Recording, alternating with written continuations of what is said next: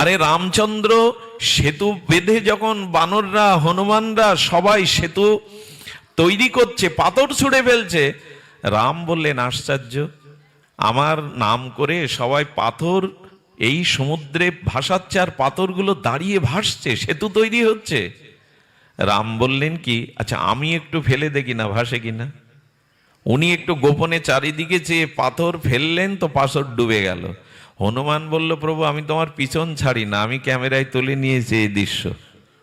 বললেন হনুমান, কাউকে বলতে যেও না, আমি বিপদে পড়ে যাব, যে আমার হাতের পাথর ভক্তরা দিচ্ছে তো ভাসছে, আর আমি দিলাম তো ডুবে গেল। হনুমান বললেন, রহস্য শোনো প্রভু, তুমি যাকে ফেলে দাও সে কি আর ভাসে?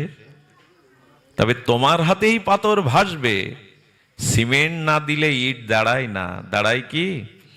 হনুমান তখন রাম নাম লিখে দিয়ে বললেন, প্রভু এবার ফেলো তো। ওই নামের গুণেই ভাসতে থাকলো। বাবা মা, টাকা পয়সা, ধন দৌলত, এই পদ প্রতিষ্ঠা আপনার উদ্ধার কেউ করবে না। এই জগৎ বড় বিচিত্র, শ্মশান পর্যন্ত যাবে, তারপরে আর কেউ ফিরে তাকাবে না। তো যাদের জন্য ভগবানের ভজন ভুলে আছেন, এটা বুদ্ধিমানের কাজ না। এরকম সংসার, এরকম বাড়ি গাড়ি, এরকম স্ত্রী পুত্র কোটি কোটি বার বদলেছেন, অনেক জন্ম হয়ে গেছে আপনার, আরো হবে। এরা চিরদিনের না, কিন্তু ভগবান আপনার চিরদিনের, নাম আপনার চিরদিনের, সেটাই তো নিচ্ছেন না। নাম নিন, শ্রী ভগবানের নাম নিতে থাকুন। নামের মহিমা আপনাদের কি বলবো। একবার দুই ভাইয়ের মধ্যে একজন মাতাল আর একজন বৈষ্ণব অনুরাগী, পরম ভক্ত বড় ভাই, আর ছোট ভাই মদ খেয়ে পড়ে থাকে, সাধু দেখলেই গালি দেয়। তো একজন উত্তরপ্রদেশ থেকে একজন মহাত্মা এসছেন, তিনি চিত্রকূটে ভজন করেন। বড় ভাই যে সাধু, চরণে গিয়ে বলছে, বাবা যদি আমার গৃহে একটু পাত ধুলো দিতেন। তো সাধু বললেন, যাবো, কিন্তু বাবা আমার একটু অপরাধ বোধ জাগছে, আপনাকে আমি বলি। বলো কি অপরাধ বোধ? বলে আমার ছোট ভাই মদ খেয়ে সাধু দেখলে গালি দেয়, বাড়ি গেলে তাদের তিরস্কার করে, ওই ভয়টা আছে। বলে এরকম বাড়ি তো আমি খুঁজছিলাম, আমি তোমার বাড়ি যাব, চিন্তা নেই, আর ওর জন্য তুমি ভেবো না। আগে আগে এসে ভাইকে বলছে, ভাই একজন মহাপুরুষ এসছে, দয়া করে মদ খেয়ে পড়ে থাক, দরজাটা আর খুলিস না, আমার হাত জোড় করে অনুরোধ রাখ। আচ্ছা, ও বললেন ঠিক আছে। ঘরে দুধ দিয়ে মদ খেয়েই বসে আছে।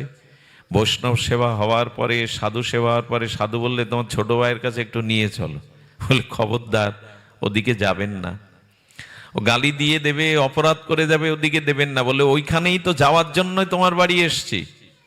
যেই দরজা খুলে, দরজায় জোরে জোরে আঘাত করছে, ওর গেছে রাগ হয়ে, আর খিস্তি খেউর দিয়ে দরজা যেই খুলেছে, সাধুর গায়ে তো প্রচণ্ড শক্তি আছে, সাধু খাটের উপরে ফেলে দিয়ে বুকের উপরে বসে গেছে। আচমকা সাধুর এই আচরণ থেকে ভয়ে কাঁপছে। বলে রাম বল, বল জয় রাম বল।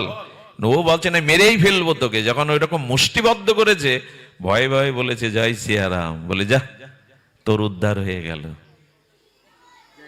তোর উদ্ধার হয়ে গেল। আমি গল্প শোনাচ্ছি না, বাস্তব ঘটনা শুনুন। বলে শোন, যাওয়ার আগে বলে যায়, এই এক নামেই তোর উদ্ধার হবে, তবে কোনো কিছুর বিনিময়ে এই নামকে তুই বিক্রি করিস না। যদি অনেক কিছু এর বিনিময়ে আসে, এই নামকে তুই বিনিময় করিস না। মদ খেলে লিভার ভালো থাকে, মারা গেল। জম নিতে এলো, আর জমের ডায়েরিতে চিত্রগুপ্ত লেখা, বলে এর পাপ ছাড়া কিছু নেই, কিন্তু একদিন এক সাধুর বলাতে জয় রাম বলেছিল, ওইটুকুই পুণ্য।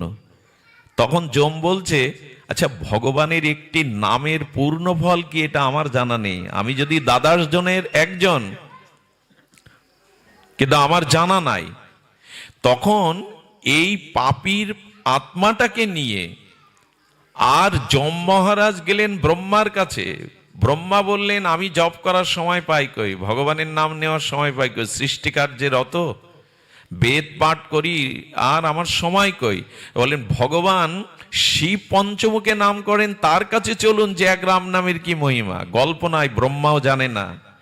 ভগবান শিব বললেন, আমি অনন্তকাল ধরে নাম করছি, কিন্তু নামের মহিমা আমারও পুরোপুরি জানা নেই, যার নাম তার কাছে চলো। বৈকুণ্ঠে চলে গেছে প্রভু রামের কাছে, আর বৈকুণ্ঠে চলে গিয়ে এর আত্মাটা যম মহারাজ, ব্রহ্মা, ভগবান শিব সহ চলে যাওয়ার পরে রঘুপতি রাম বললেন, আমার নামের মহিমা আমারও জানা নাই। এগুলো মানুষকে নাম নেওয়ার জন্য প্রলোভন দেখানো, এটাই যথার্থ। আরে রামচন্দ্র সেতু বেঁধে যখন বানররা, হনুমানরা সবাই সেতু তৈরি করছে, পাথর ছুঁড়ে ফেলছে, রাম বললেন, আশ্চর্য, আমার নাম করে সবাই পাথর এই সমুদ্রে ভাসাচ্ছে, আর পাথরগুলো দাঁড়িয়ে ভাসছে, সেতু তৈরি হচ্ছে। রাম বললেন কি, আচ্ছা আমি একটু ফেলে দেখি না ভাসে কিনা। উনি একটু গোপনে চারিদিকে চেয়ে পাথর ফেললেন, তো পাথর ডুবে গেল। হনুমান বলল, প্রভু আমি তোমার পিছন ছাড়ি না, আমি ক্যামেরায় তুলে নিয়েছি এই দৃশ্য। বললেন, হনুমান কাউকে বলতে যেও না, আমি বিপদে পড়ে যাব, যে আমার হাতের পাথর ভক্তরা দিচ্ছে তো ভাসছে, আর আমি দিলাম তো ডুবে গেল। হনুমান বললেন, রহস্য শোনো প্রভু, তুমি যাকে ফেলে দাও সে কি আর ভাসে? তবে তোমার হাতেই পাথর ভাসবে। সিমেন্ট না দিলে ইট দাঁড়ায় না, দাঁড়ায় কি? হনুমান তখন রাম নাম লিখে দিয়ে বললেন, প্রভু এবার ফেলো তো।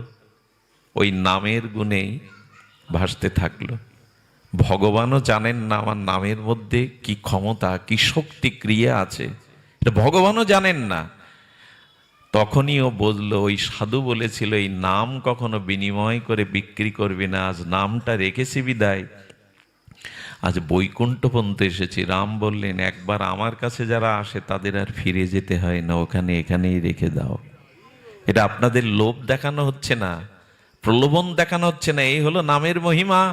দয়া করে 16 মালা অন্তত জপ করুন। এই নামের মধ্যেই আছে সংসারের জ্বালা জোড়াবার শীতলতা। আমাদের মহাপ্রভু শিক্ষাষ্টকে নামের উপরে কেন এত জোর দিয়েছেন? ভব মহাদাবাগ্নি নির্বাপনাম, মহাপ্রভুর নিজের মুখ বিনিন্দিত এই কথা, হরিনাম যত নেবে হৃদয়ের তাপ তত দূরে যাবে।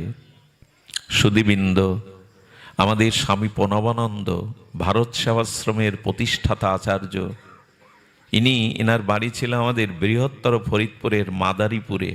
ভুইয়া বাড়ির সন্তান, তখন কিশোর ব্রহ্মচারী বিনোদ। উনি চিলেকোটার ওপার থেকে দেখছেন ওনার মা সারদা দেবী প্রতিদিন সন্ধ্যায় তুলসী তলায় আরতি দেখাতেন।